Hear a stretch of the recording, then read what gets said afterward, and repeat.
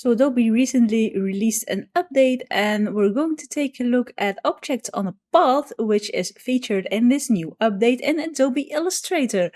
So objects on a path lets you attach objects to a path, and the objects are distributed along that path. So I have my objects here and I have a wavy line here, and I'm going to select all my objects, and then you're going to go into your objects on the path tool and you're going to click on the path. And as you can see now, my objects are distributed along my path. I can adjust the spacing to put them closer or further apart. I can adjust the rotation. As you can see now, they are rotating. The thing is, because it's distributed along a path as a sort of group, I cannot say that I want to just move this one, because it will jump back to all the rest of them. The distribution, the spacing is, well, for all of the objects together, so to each other. What you can do in your properties window also, as you can see here, you have object on the path options. You can change your pivoting.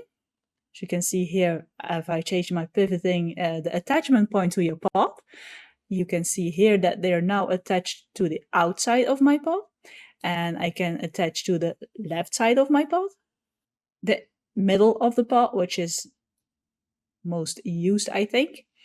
You can also, let's say you want to have a different option when you are creating this, you can double click the objects on the path tool, and here you can set your options. You can say, I want my pivoting to start left or right, bottom, top. I want my rotation to be different than 0%. And then you can save that one and it will automatically keep those settings. If you want to go back to what it was before, you can of course reset it. Now you can also add objects or remove objects from this. Let's say I'm going to create an object. I'll make an ellipse.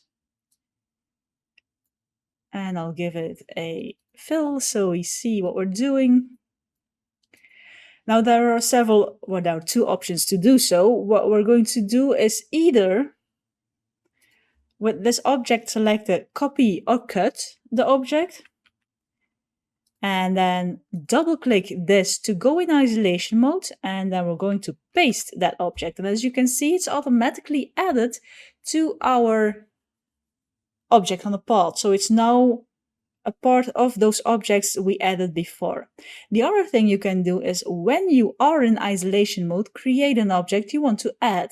So we're going to take a star now and I'll give it another color.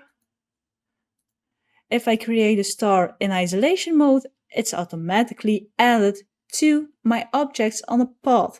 So you do not have to cut, copy, paste. You can automatically add it to your objects on a path when you're creating it in isolation mode of your objects on a path you created before.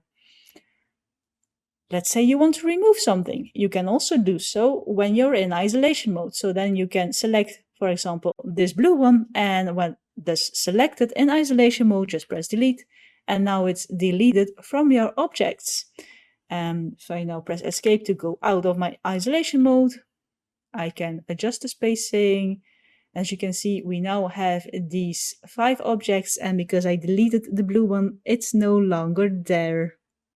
A quick tutorial about the new feature Objects on a Path in Adobe Illustrator. Be sure to let me know in the comments below if you liked the video, press the like button if you did, press the subscribe button if you want to see more of my videos, new videos going live every week. And for now, thank you for watching my video, stay creative, and I hope to see you in the next one.